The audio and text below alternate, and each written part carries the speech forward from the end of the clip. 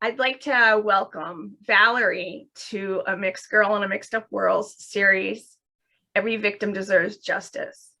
We are going to be talking about her niece, Trish Haynes.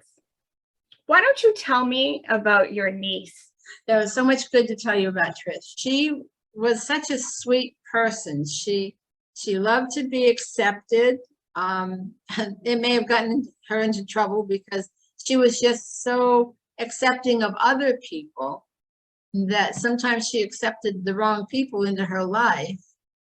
But she was just sweet. There was an innocence about her. She was kind. She liked to have fun. She was just a sweet person. I loved her with all my heart. We've been able to go into the house and, with this little girl, with the little girl that saw the abuse. Oh, wow. And she gave us details of things that would make my stomach churn, and makes me more determined to make sure that this woman pays for what she did to Trish. Yeah. But there was an old, like a woodshed type thing out.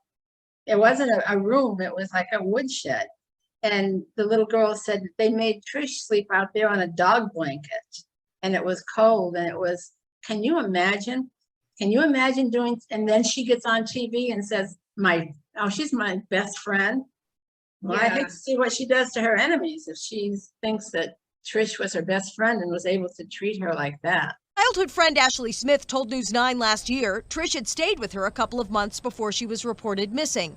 Smith's home on Main Street in Grafton was searched. I woke up to a knock on the door.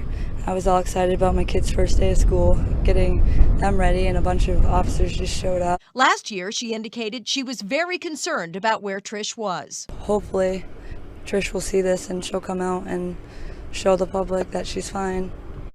It was just tragic that, when I found out Grafton, New Hampshire, and they were investigating and searching Ashley Smith's house. Yeah. And they were living 225 Main Street in Grafton, New Hampshire. An all-out search for Haynes started last August after the family filed a missing persons report. She was last seen in the Grafton-Danbury area in May or June. They put in a lot to search. Yeah. But they were just trying to find evidence of what they had done to her. I mean, because once they pulled that thing out of the Grant's Pond, they knew she was dead. Trish's remains were recovered inside a washing machine pulled from Grant's Pond in Grafton